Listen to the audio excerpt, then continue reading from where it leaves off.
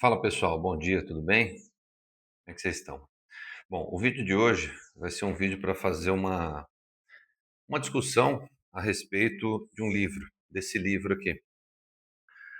Um livro que se chama Onerologia, Psicopatas no Poder. Tá? Qual que é o objetivo? Tá? O objetivo, assim, é passar para vocês a minha impressão desse livro. Né? Como vocês sabem, eu gosto muito de ler. E eu acho que o intuito é que através desse canal vocês possam ter algumas indicações de livro, e aí se fizer sentido, que vocês leiam, né. Esse livro aqui, pessoal, foi um livro muito desafiador, tá. A indicação desse livro aqui veio através do Daniel Lopes, né, no canal dele, em alguns dos vídeos lá ele menciona esse livro, tá. O tema me chamou a atenção pela questão da psicopatia, né. Eu gosto muito de estudar sobre transtornos e confesso que foi uma decepção, tá, esse livro aqui. Por quê? Porque eu acho assim, pessoal, o livro, ele eu sou da opinião que não adianta você ficar lendo, por exemplo, que nem a gente vê aí na internet, sei lá, CEO do não sei de que empresa, o cara recomenda você ler 50 livros por ano. Gente, isso aí é uma besteira sem tamanho. Por quê? Porque você lê por ler é besteira, ué, você está lendo por lendo. Não, o livro que você leia, então, um livro pelo menos no ano, mas que ele te ajude a te tornar uma pessoa melhor, que você extraia dali conhecimentos que você vai utilizar na tua vida, no teu desenvolvimento e tudo mais. E assim, confesso para vocês, esse livro aqui é chato demais, demais, demais, demais, assim. Sim, um dos livros que eu mais me arrependi de ter comprado para ler foi esse aqui. Eu não recomendo, tá? Inclusive, o que eu vou fazer aqui com vocês hoje é um negócio que eu acho assim bizarro, mas que ele se faz necessário. Por quê? Eu vou utilizar uma ferramenta aqui que é através de uma inteligência artificial que, que o objetivo é me trazer alguns contextos que são abordados aqui no livro, mas que pela densidade dele, pela complexidade, quando eu falo na questão de complexidade, pessoal, porque são termos muito técnicos que se usa no livro. Você parece que lê 200 páginas e está no mesmo lugar. Então vamos lá.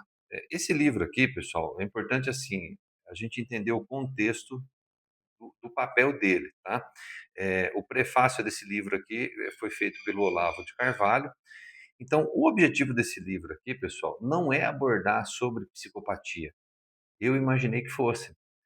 O objetivo desse livro aqui é abordar a psicopatia na esfera de poder política, entendeu?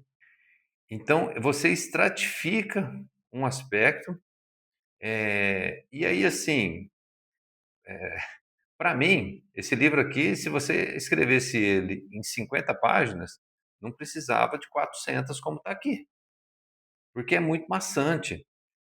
O autor ele entra num detalhe de determinados assuntos, ou desse assunto aqui, que é uma encheção de linguiça sem tamanho, entendeu? Ele fica falando a mesma coisa, a mesma coisa.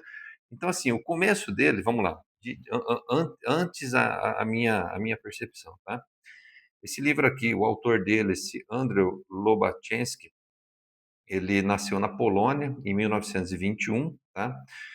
O que ele conta aqui desse livro? Que foi uma pesquisa, foram anos de pesquisa técnica envolvendo essa abordagem, essa percepção da psicopatia nos, nos agentes de poder da época que ele viveu, né?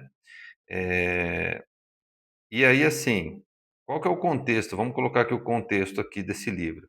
É o contexto de Segunda Guerra Mundial, é o contexto de nazismo, é o contexto de perseguição, é esse o ápice do que está acontecendo no mundo, tá? Então, assim, o começo do livro, ele é muito legal. Eu fiquei muito empolgado com o começo do livro, mas, assim, depois da página, sei lá, 50, 60, fica horroroso de você ler, e são 400 páginas o livro, tá? Então, assim, o que que ele traz? Vamos entender assim. Primeiro que assim, o que que é a ponerologia, né? É um nome, uma palavra assim que a gente não vê tanto no dia a dia, né? Então vamos lá. Ponerologia é uma nova ciência que, segundo o autor, pesquisou também, ela aborda o estudo do mal. Então, do grego poneros, né? Em contextos sociais e políticos, ele investiga como traços psicológicos individuais, especialmente a psicopatia, podem influenciar e deformar sistemas inteiros de poder. Então, isso assim é legal do ponto de vista de pensar que alguém na humanidade se preocupou em trazer à tona esse assunto, tá?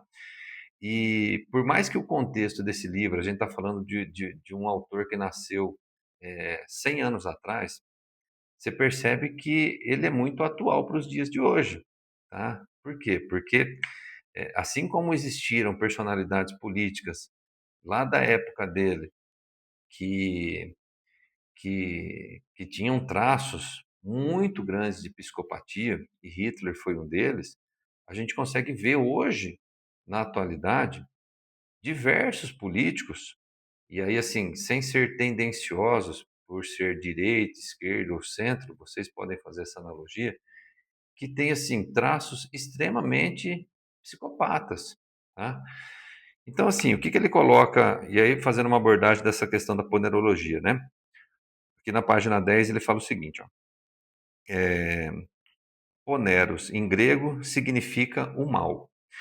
O mal, porque o traço dominante no caráter dos novos dirigentes que davam o modelo de conduta para o resto da sociedade era inequivocadamente a psicopatia.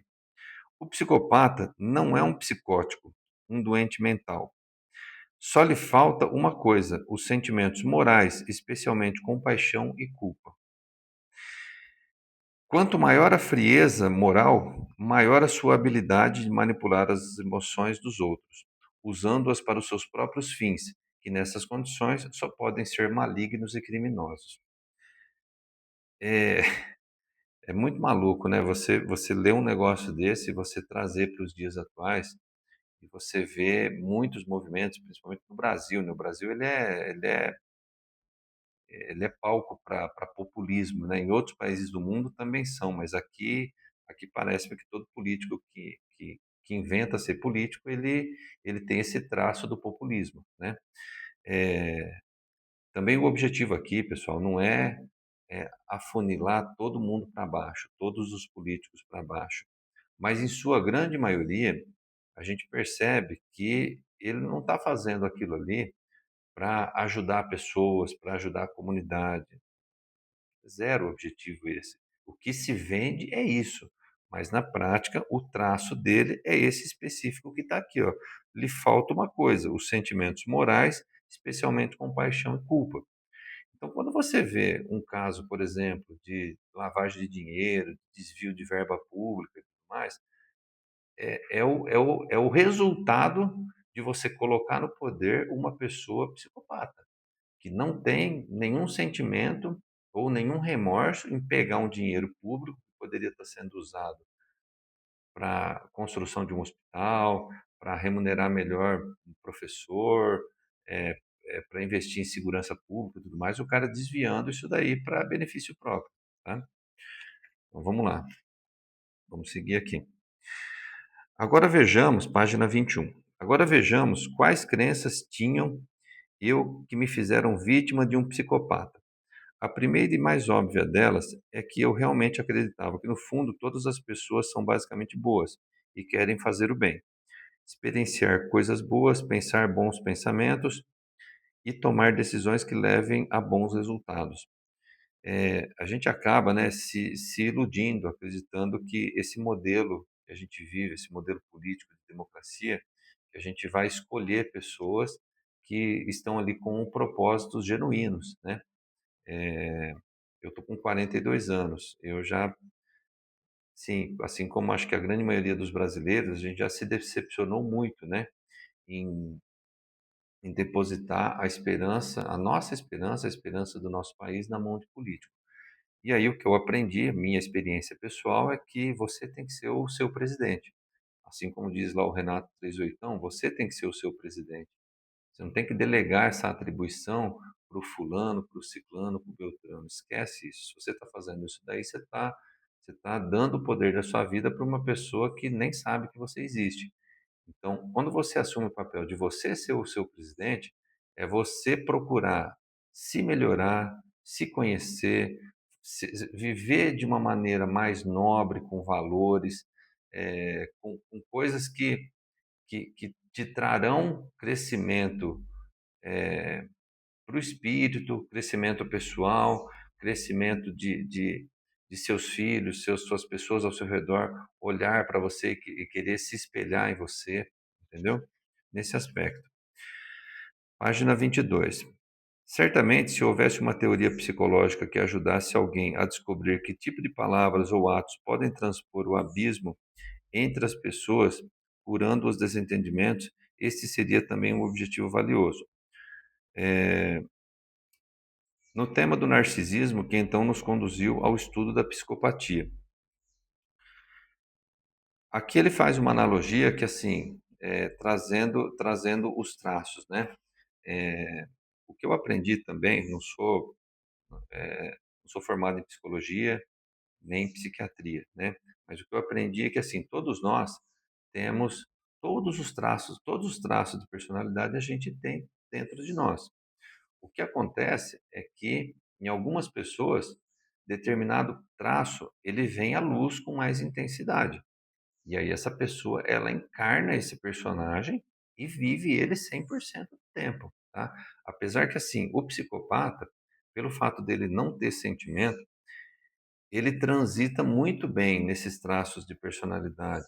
E aí o que torna as pessoas muito difícil de identificar um psicopata, porque a pessoa que tem o coração bom, a pessoa que não tem esse traço de personalidade dominante, ela acredita que a pessoa não tem nenhum viés de maldade, entendeu? Mas o psicopata ele tem essa esfera, assim como o narcisista, mas num grau menos elevado, entendeu? É, vamos lá então. O que diferencia um sociopata que vive longe da fortuna dos outros de um que ocasionalmente rouba lojas de conveniência ou de um que seja um barão contemporâneo do crime? Ou, ou o que diferencia um intimidador comum de um assassino desvairado? Não é nada mais do que o status social, motivação, intelecto, sede de sangue ou simplesmente oportunidade. O que ele diz é o seguinte: a diferença são os níveis, as esferas que essa pessoa vai alçar. Então, o psicopata que assalta uma loja de conveniência, o que diferencia ele de um político que rouba milhões é a oportunidade, porque se esse que tivesse roubando uma loja de conveniência tivesse a oportunidade de desviar milhões, ele iria desviar e ponto final. O traço do pequeno é aquela coisa que a gente fala, né? Se você, a pessoa que rouba pouco ou que rouba muito, não tem diferença nenhuma. O tamanho não importa, é o ato que está sendo considerado. Então, na psicopatia, ele aborda isso, ele menciona isso aqui, que o que diferencia um ou outro é a simples oportunidade de um com o outro. O que ele coloca aqui também é o seguinte: a psicopatia, tal como originalmente concebida por Cleckley em 1941, não se limita ao envolvimento em atividades ilegais, mas abarca características de personalidade tais como manipulação, egocentrismo e ausência de culpa. A psicopatia pode ser caracterizada como envolvendo uma tendência tanto à dominação quanto à frieza. Indica que tais indivíduos são propensos à raiva e à irritação e que estão dispostos a explorar os outros. São arrogantes, manipuladores, cínicos, exibicionistas, maquiavélicos, vingativos e estão sempre em busca de sensações do benefício próprio. São traços, pessoal, que assim, que, eh, a gente menciona a questão dos políticos, mas quando você, por exemplo, você traz esse aspecto da psicopatia, por exemplo, para uma empresa, você identifica esses mesmos traços aqui, de repente em níveis menores, mas em CEOs, em diretores. Eu já convivi com gente assim que tinha traços assim muito marcantes de psicopatia, entendeu? Pessoas assim que humilhava funcionários sem o menor pudor, sem o menor remorso e não queria saber como que a pessoa iria reagir, não é reagir, mas se sentir com uma exposição, um grito, uma coisa assim fora do contexto, totalmente. Então, assim, a gente traz o livro, ele está trazendo esse aspecto para a política, mas a gente lida com pessoas com esse traço, com psicopatia, em todas as esferas, seja uma esfera religiosa, entendeu? E aí ele menciona aqui que esses são os traços, né? Arrogância, manipulação, cinismo, né? Aí ele menciona aqui também outros traços, né? São simpáticos, charmosos, inteligente, impressionante, inspiram confiança e um grande sucesso com mulheres. Eles têm esse magnetismo em atrair pessoas, mulheres, né? Se a gente está falando de psicopatia, o que ele menciona aqui também é que a incidência da psicopatia ela é muito mais alta no sexo masculino do que no feminino. E a porcentagem da população que tem esse traço de personalidade de psicopatia, ela é muito baixa. Mas o que ele diz aqui é o seguinte: é baixa, porém, esses que são os psicopatas são os que estão no poder. Entendeu? Então, assim, por mais que estatisticamente a gente tenha poucos psicopatas no mundo, mas esses poucos são os que estão no poder. Isso que ele coloca aqui também. É, psicopatas amam o mundo dos negócios, como eu mencionei ali, aqui está constando aqui na página 28. Aqui ele coloca também. Vão bem nos tipos mais inescrupulosos de trabalhos, como vendas, pois se sentem um enorme deleite em empurrar o produto nas pessoas, se safar e demonstrar tão pouca consciência de ter defraudado seus clientes. A gente vê isso demais, né, pessoal? Assim, eu já trabalhei em empresa de venda também que as pessoas não tinham nenhum escrúpulo em vender um negócio ruim para o outro, entendeu? Zero remorso. A pessoa estava olhando 100% para o seu próprio umbigo e assim, sem querer saber como que o outro ia reagir quando caísse a ficha deles, entendeu? Quando caía a ficha, o cara já nem estava mais ali na frente dele. Ainda falando sobre a psicopatia, né? Ausência, lhe falte uma alma. A ausência dessa qualidade de alma fariam deles máquinas muito eficientes. São o tipo de pessoa que diz estar devastada pelo sofrimento e então vai a uma festa para esquecer. O problema é que eles realmente esquecem. Então, por exemplo, a pessoa fala assim: "Não, tô me sentindo muito mal, tô muito para baixo, tô devastada pelo que aconteceu". Aí ela vai numa festa. Então, assim, é incoerente, entendeu? Entende?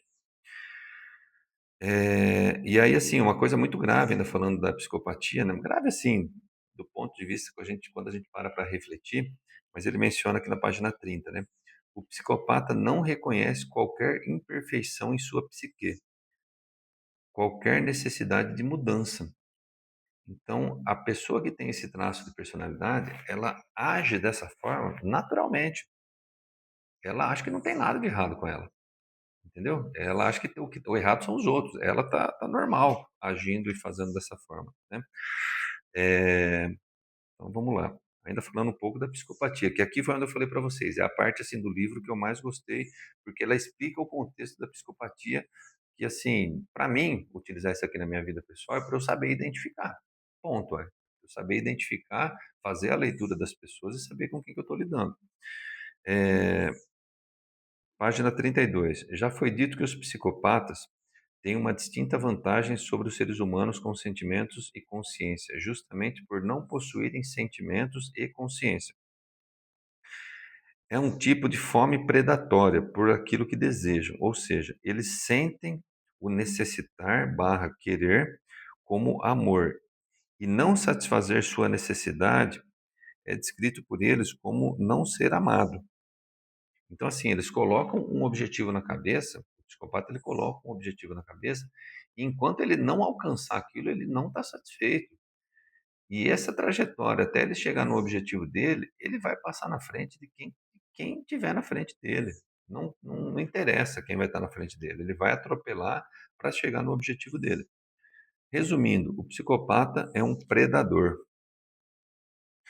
Uma coisa que sabemos é, muitas pessoas que experienciam interações com psicopatas e narcisistas relatam sentir-se sugadas e confusas, e frequentemente experimentam subsequentes deteriorações da saúde, né? Tamanho é o grau de desgaste que você tem lidando com pessoas desse gênero, né?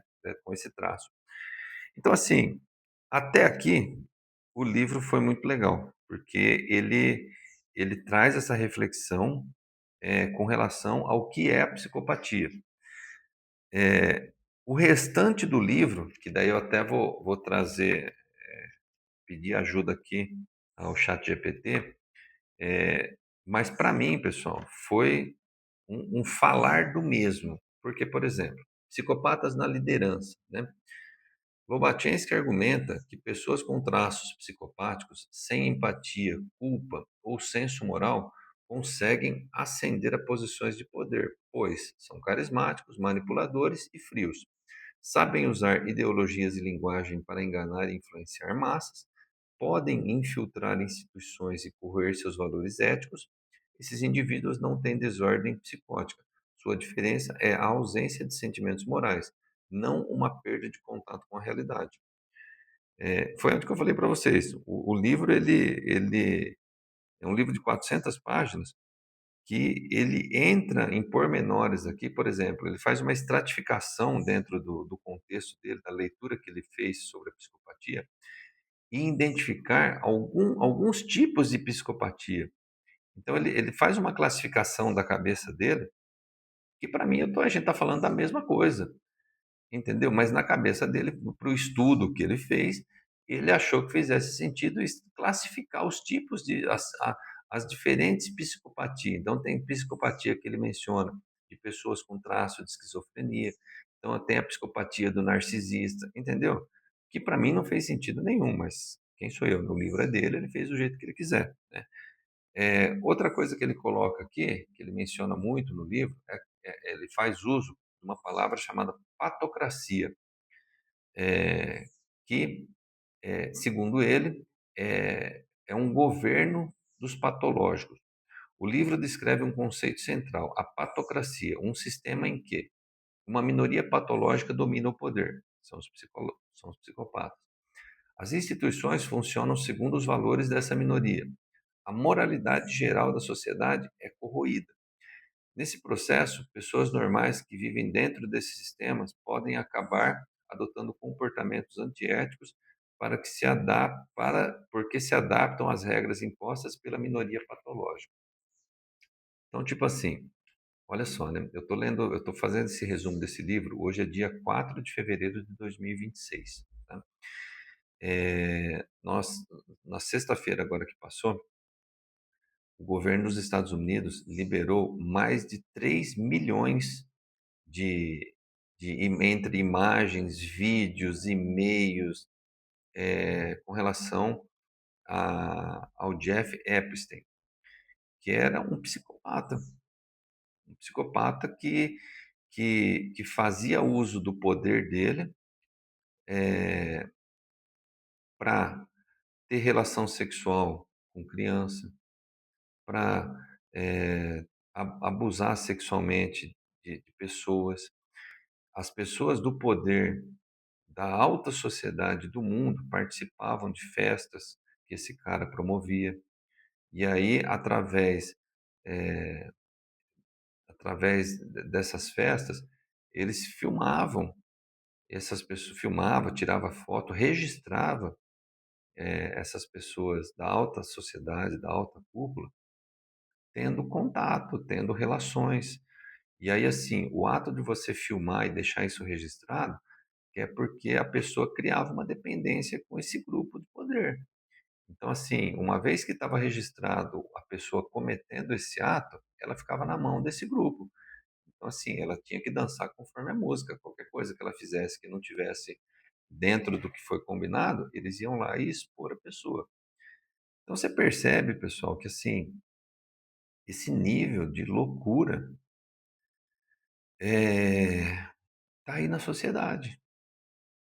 Tá aí na sociedade. A gente está falando de um livro que tem, que tem mais de 70 anos. Você percebe o tanto que o negócio é atual para os dias de hoje, entendeu? Eh, a reflexão que eu trago aqui para vocês é assim, com relação ao livro, né? Não recomendo pela complexidade que ele é. Sim, eu abomino isso que eu vou falar para vocês, mas se você ler um resumo de uma inteligência artificial dessa daqui, você vai entender o livro. Você não precisa ler ele 100%. Eu não, isso que eu estou falando, assim, eu nem imaginava um dia falar isso. Mas tamanho a complexidade que é esse livro, eu não recomendo que se você não quiser se aprofundar ou fazer algum estudo, eu acho desnecessário, tá? Porque no fundo o contexto da coisa é você entender os psicopatas. Esses caras que têm esse traço de personalidade, eles estão lá no poder. Então, qual que é o que que é importante? É você assim tratar o seu olhar para você identificar esse tipo de pessoa, porque que eles estão lá é certeza. Não duvide que eles estejam, eles estão lá. O que você precisa é treinar e ver quem são. E aí, assim, será que eu vou dar poder para esse cara? Será que eu vou continuar votando naquele ali? Será que aquilo ali que ele fez, ah, mas é normal? Não, peraí, como é que é normal? Não tem como ser normal, entendeu? Você identificar os traços de psicopatia, de narcisismo nessas pessoas que estão no poder, é você ter a escolha de não dar mais poder para essas pessoas. Acho que esse é o papel de você buscar o conhecimento e se conhecer, e, enfim, né? Porque senão o mundo não vai melhorar nunca, né? Se você continuar dando poder para esses malucos que estão ali, como é que você vai querer um mundo melhor? Entendeu? Então é isso, pessoal. O que eu queria trazer aqui de contribuição a respeito desse livro aqui. É, e é isso. Quem tiver algum comentário, alguma dúvida, pode deixar escrito aí, que depois eu respondo. Valeu, obrigado.